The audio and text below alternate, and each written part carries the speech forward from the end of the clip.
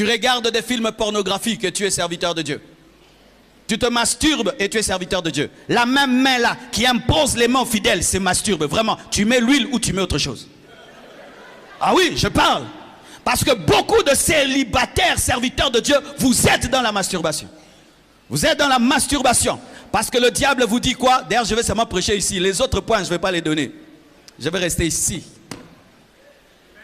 Parce que le diable vous dit quoi? Au lieu de tomber avec une femme, fais-le toi-même. Mais non, si tu ne sais pas, ta prostituée, c'est ta main. C'est pourquoi Jésus, connaissant qu'il y aurait des masturbateurs, a dit que si ta main droite est pour toi une occasion de chute, coupe-la. Il parlait de la masturbation. Coupez vos mains. Comment tu imposes les mains aux malades et tu te masturbes aussi?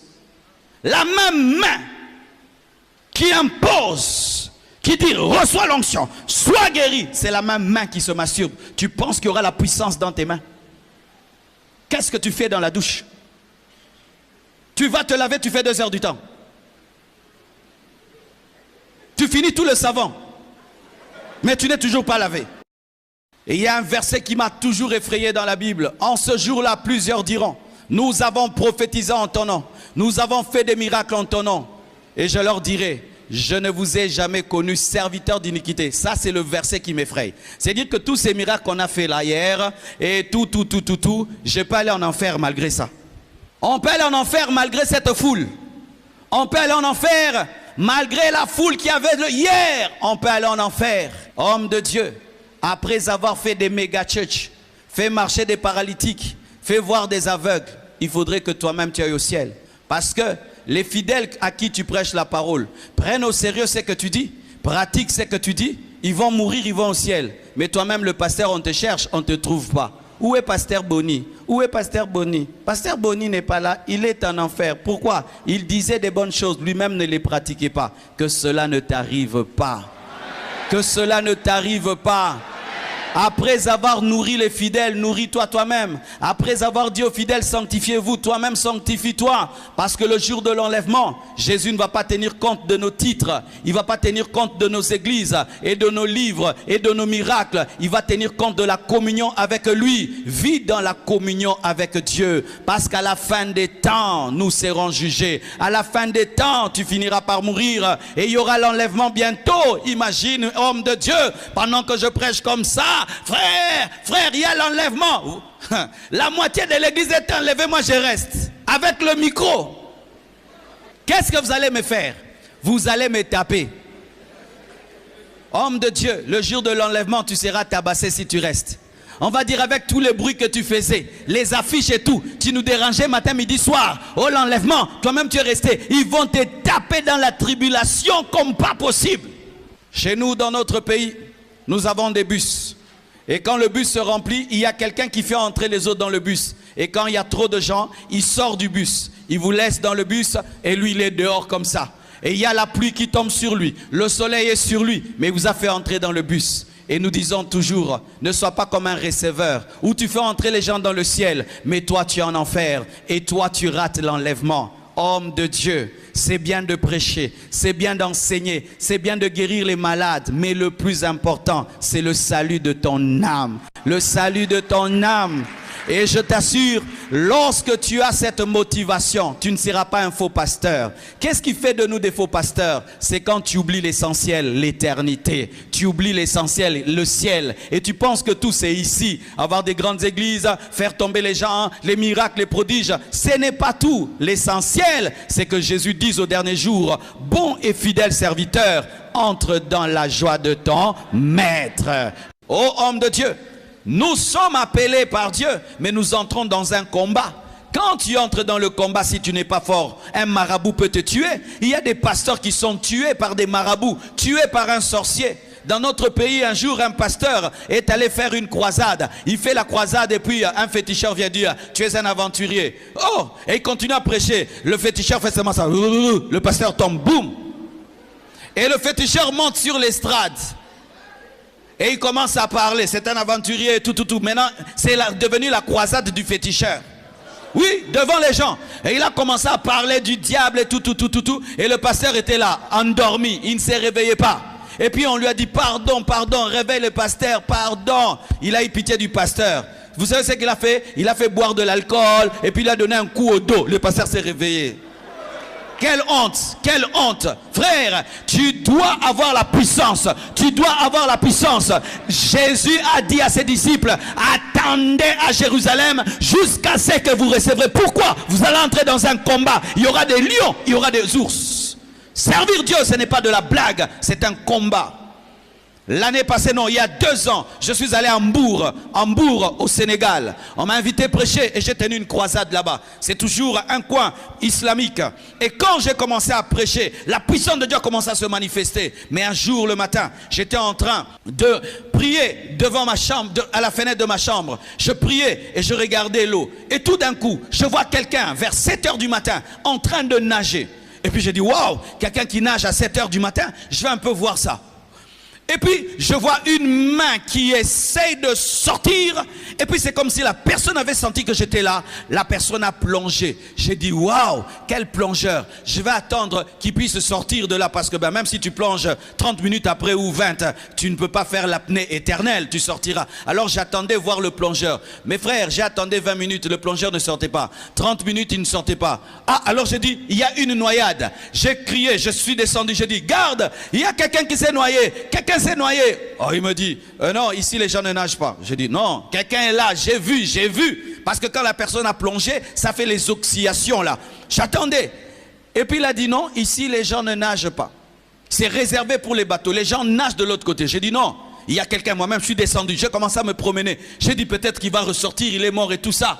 Mes frères et sœurs, je commence à me promener autour de l'océan. Et je vois des jeunes garçons. Je leur dis, j'ai vu quelqu'un qui nageait par là et puis il ne ressort pas. Il a dit, ah, pasteur, oh non, ici nous élevons les sirènes. Et j'étais dans un hôtel qui portait le nom d'une sirène.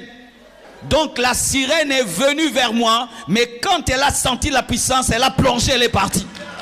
Tu vivras des attaques démoniaques, pasteur. Tu vivras des attaques sataniques. Tu vivras des combats spirituels. Et tu dois avoir la puissance supérieure. Sinon, tu vas prêcher un Dieu théorique et les sorciers vont te manger. Si tu ne veux pas que les mouches puissent demeurer sur un beignet, il faut chauffer le beignet. Mais si le beignet est froid, les mouches vont se poser. Le diable s'appelle Belzéboul, le prince des mouches. Les mouches ont peur du feu. Les mouches ont peur du feu. Les mouches ont peur du feu. Tu dois être en feu. Et pour être en feu, tu dois être un homme de prière, un homme de jeûne, un homme connecté au Saint-Esprit. Souvent, j'ai remarqué que les servantes de Dieu, la plupart d'entre vous, le diable vous attrape par des fiançailles. Souvent, lorsqu'une servante de Dieu... est-ce que je peux parler? Donne-moi la main que je parle. Je peux vraiment parler. Je cherche les bons mots. Souvent les servantes de Dieu se marient difficilement. Parce que vous êtes tellement spirituel que les hommes ont peur de vous. Vous avez trop d'autorité. Ça fait que souvent les grandes servantes de Dieu se marient en retard. Parce que le temps qu'un homme fort puisse avoir le courage de les affronter. Alors ça fait que les temps que vous avez tellement attendu le mariage, parce que tu as vécu dans la sainteté, tu refuses qu'un homme te touche avant le mariage et les hommes fuient.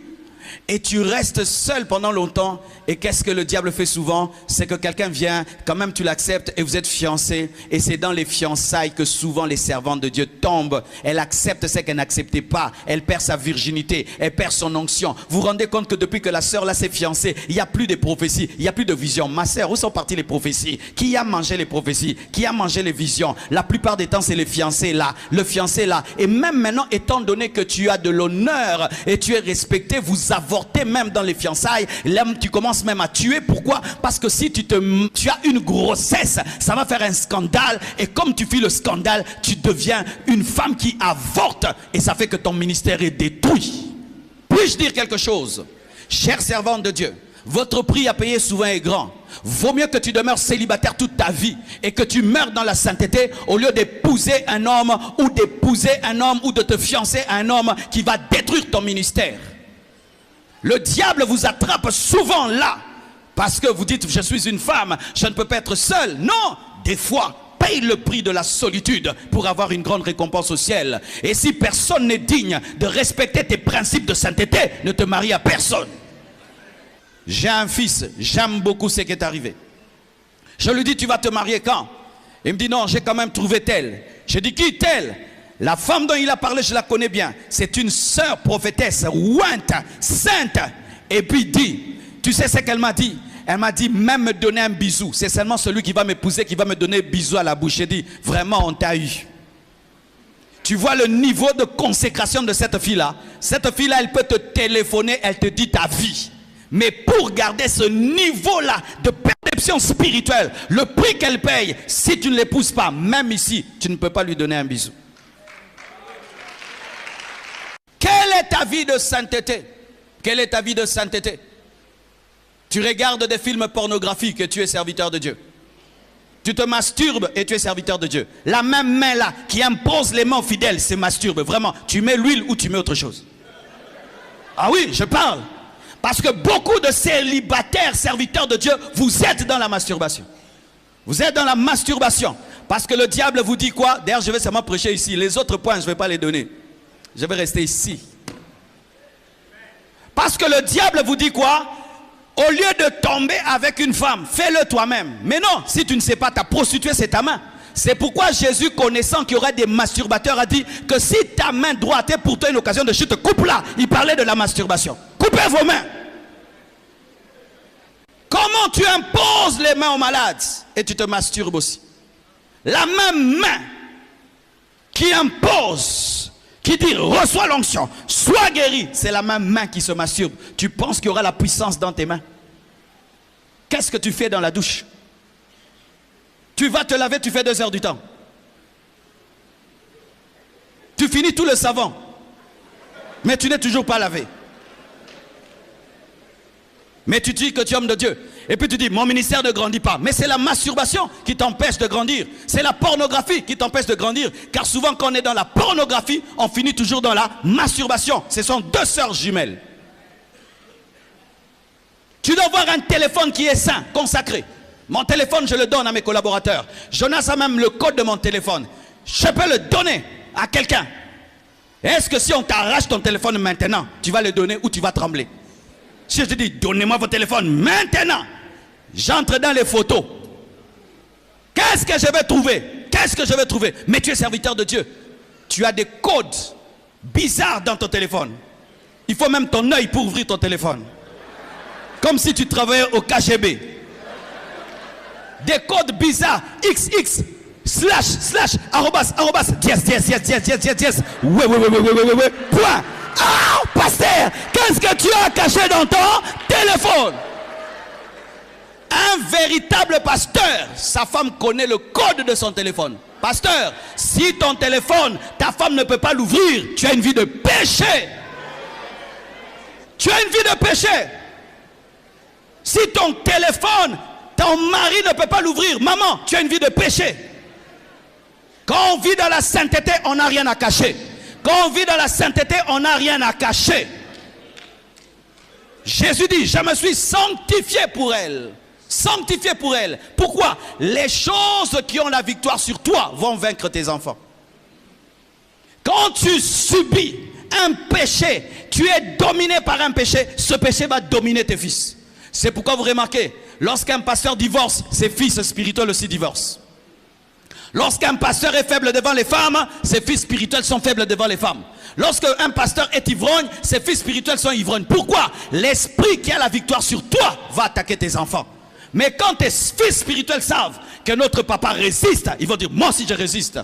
Quand je raconte cette histoire, mes enfants quand ils sont tentés, ils disent, non, papa était tenté, il a vaincu, moi aussi je veux vaincre. C'est pourquoi, cher homme de Dieu, lorsque tu es vaincu par un péché, ne change pas la doctrine de l'église à ton niveau. Parce que souvent, qu'est-ce qui arrive? Lorsqu'un homme de Dieu n'arrive plus à vivre dans la sainteté, il vient maintenant, il change la Bible. La grâce de Dieu.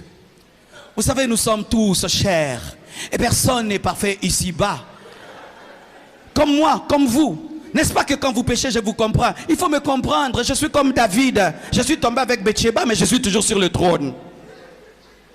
Et c'est maintenant les gens commencent à changer la doctrine sur le divorce, la doctrine sur la sanctification, la doctrine. Et tu sens, ils ne prêchent plus radicalement contre le péché. Pasteur, pourquoi tu ne prêches plus radicalement contre le péché? C'est parce que tu as un problème. Pourquoi tu n'invites jamais sur ta chair des prédicateurs de la sainteté, pasteur? Tu n'invites que les prédicateurs des miracles et des bénédictions, mais pas un prédicateur de la sainteté. Pourquoi? S'il prêche sur la sainteté, les filles avec lesquelles tu tombes vont venir confesser. Eh, donnez-moi la main, hein? Je suis en train de clôturer. Pourquoi tu ne prêches jamais sur la sainteté? Tu ne prêches jamais sur l'enfer, tu ne prêches jamais sur le ciel.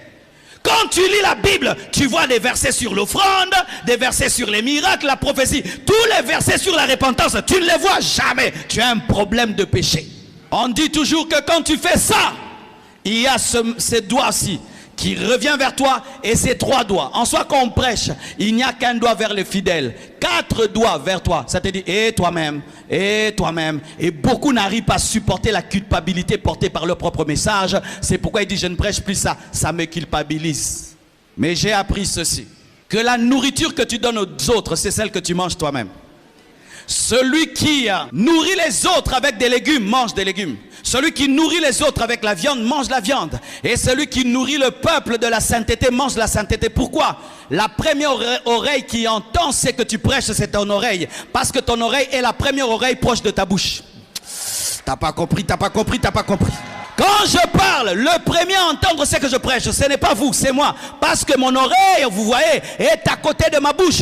Donc je suis le premier consommateur de ma nourriture. Et donc si je vous nourris mal, je me nourris mal. Homme de Dieu, quand tu prends janvier jusqu'en décembre, tu prêches des choses superficielles, tu te nourris toi-même des choses superficielles. Mais quand tu prêches des choses dures, des choses profondes, toi-même, tu les manges.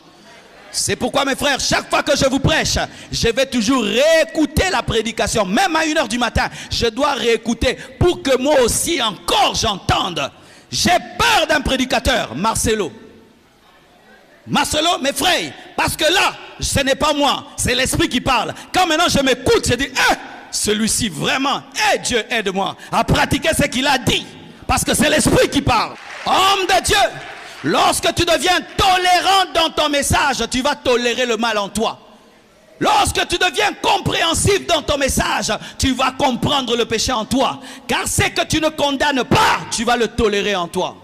Plus tu vas élever ton niveau de consécration, plus tu auras la liberté de prêcher. Il y a des choses que tu n'arriveras jamais à prêcher tant qu'elles te dominent. Parce que ta conscience va te dire, hypocrite, arrête de dire cela.